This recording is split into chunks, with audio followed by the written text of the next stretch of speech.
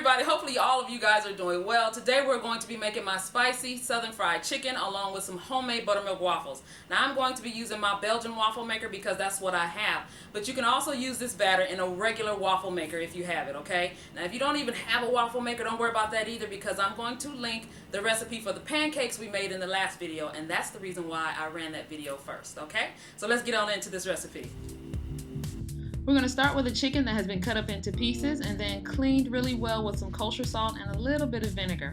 Then what I did was I took it and soaked it in some buttermilk for about 4 to 6 hours. Customarily, when you see a chicken recipe like this, we usually soak the chicken in the buttermilk and the hot sauce together. But dairy quiets down spice. That's why when you eat something spicy, they tell you to drink milk or eat ice cream. So we're still going to use the buttermilk and the hot sauce, except we're going to let them do their job separately. The buttermilk is going to bring tenderness and moisture, while the hot sauce is going to be kicked up to its highest of heights. Now, of course, I seasoned the chicken with Grand Diamond's all-purpose seasoning, which you guys can get at gdseasoning.com. Also, I used my favorite habanero hot sauce here lately I've been loving.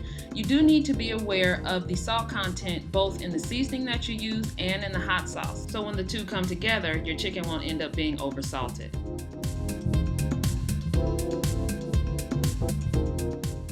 Now we're just going to cover up the chicken and put it in the refrigerator for a minimum of 4 hours, but overnight, trust me, is the best.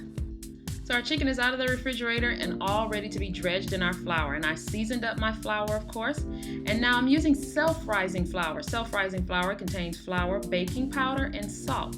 Now when you bake with self-rising flour, the baking powder acts as a leavening. However, we're dredging the chicken in it. So the baking powder is going to go to work and offer up a more crunchy exterior when fried.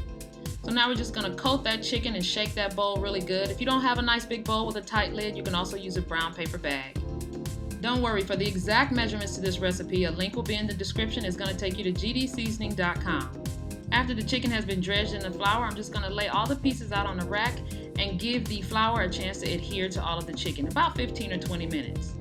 So I couldn't find my big thermometer, and I need this vegetable oil to be about 350 degrees. So what you can do is stick the handle of a wooden spoon into the oil, and if you see bubbles form and the oil start to dance around, it's hot.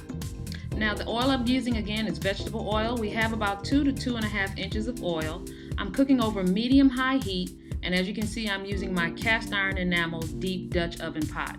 You want to make sure and use any heavy bottom pot that you have. A couple of other helpful hints for deep frying chicken: don't overcrowd the pot. You notice I only put 4 pieces for the first batch, and they're all about the same size. That way, they start to get done around the same period of time. And once chicken is done, you'll know because it's going to float to the top. Our first batch of chicken is ready to come out, and then I'm going to let the oil recover. Look at that chicken, isn't it gorgeous? I'm just going to let the oil recover for a few minutes and then drop in the second batch. In the meantime, I'm going to check the internal temperature of the chicken. The internal temperature of the chicken should be somewhere between 160 and 165. That way you know your chicken is done through and through.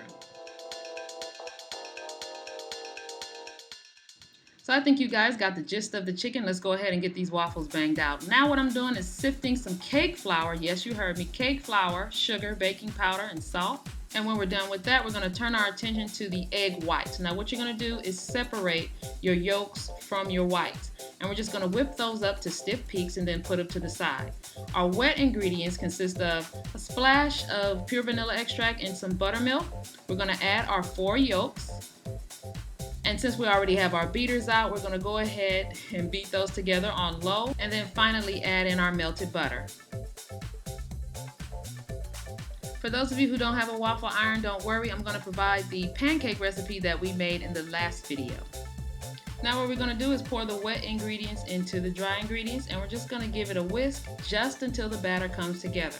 Just like pancake batter, it does not have to be perfectly smooth. Lumps are okay. Finally, we're going to fold in those whipped egg whites that we made earlier right into the batter. Just fold them in. I'm telling you, because of the fact that we're using some whipped egg whites and we're using cake flour, these are going to be some of the lightest waffles that you've ever had. Now, as far as using your waffle iron and how much to put in, go ahead and follow your manufacturer's direction on how much batter to pour for each waffle. Now in this video, we did focus on southern fried chicken and waffles, the two recipes going hand in hand. However, you do not have to serve them together. You can fry this chicken up on a weekend and make yourself some greens and macaroni and cheese, or you can make the waffles for brunch or breakfast and make some homemade turkey sausage. I'll provide some of those links in the description for you to get some more ideas. So now we're done. We can wrap this up. We got nice, light, golden waffles, check. And then we also have our marinated, spicy southern fried chicken that's juicy and waiting to be eaten, check. And all we have to do is put it on the plate and dress it any way we want.